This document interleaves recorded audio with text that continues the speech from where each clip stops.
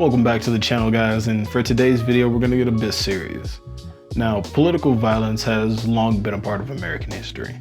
From the assassination of presidents and civil rights leaders to attacks on elected officials, moments of political unrest have periodically erupted through this nation's history.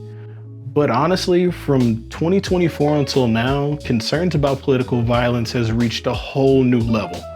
While the United States has not, experienced too much widespread political terrorism on the scale seen in some other countries, threats against political officials, judges, election workers, candidates, and lawmakers have continued to rise. What makes this period notable is not only the number of threats, but the fact that several high-profile attacks have moved beyond just your typical smear campaigns or jokes thrown at rallies or even intimidation into actual violence. Like, even just a few examples, like what happened to Governor Josh Shapiro in April of 2025. According to investigators, an attacker entered the Pennsylvania governor's residence and set a portion of the building on fire while Shapiro and his family were still inside. That incident alone shocked many observers because it demonstrated how quickly political hostility could escalate. Shapiro and his family thankfully survived, only for months later the country to witness an even deadlier incident. On June 14th of 2025, Minnesota State Representative Melissa Hortman was shot and killed in her home. And during the same string of attacks that was occurring, Minnesota State Senator John Hoffman and his wife were shot and seriously wounded. Federal investigators allege that the suspect specifically targeted the elected officials and had spent considerable time planning out this attack. The killing of Hortman became one of the most significant acts of political violence seen in this country in years, especially against a sitting American lawmaker. For many Americans, the string of Minnesota shootings represented a turning point, that the threats of political violence were no longer hypothetical. Beyond physical attacks, threats against political officials also continues to rise. Government statistics show that prosecutions involving threats against political officials has risen dramatically compared to the other decades, and we're only 6 years into the 2020s. Many members of Congress have also reported that receiving regular threats serious enough to require either security reviews or direct law enforcement intervention. The rise in political hostilities has not been limited to just elected officials, though. Take for instance the Charlie Kirk assassination that happened on the Utah Valley College campus in September of 2025. Even judges overseeing politically sensitive cases have reported growing security concerns.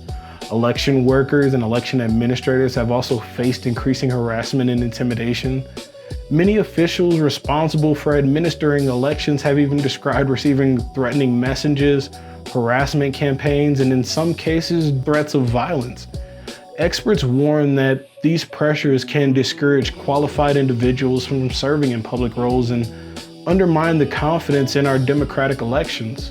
It seems like everywhere you look, regardless of what social media you're on, there's some side complaining about the other side and one side complaining about the other side and who's right and who's wrong.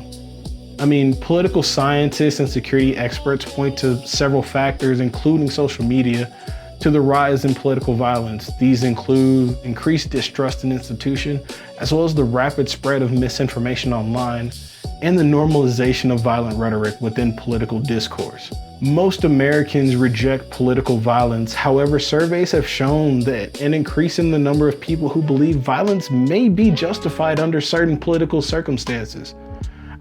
For researchers, that tends to be particularly alarming. Violence often begins not with action, but with acceptance.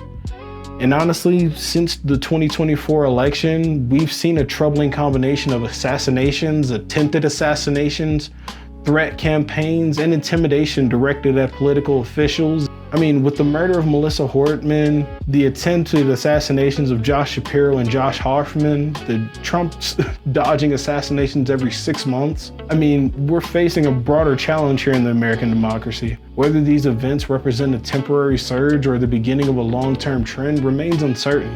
What is clear, though, is that political violence, once viewed as rare, is becoming more and more of a concern for officials, law enforcement, and citizens alike. The question now is not whether political violence exists in America. The question is, how does the country choose to respond to it? And that's where you come in. I mean, this is a community. We want the conversation. So don't forget to leave those comments down below. What are your thoughts on everything that's gone down? Share this video with a friend, the group chat, see what y'all all think. It just starts with a conversation. And we'll see you in the next video.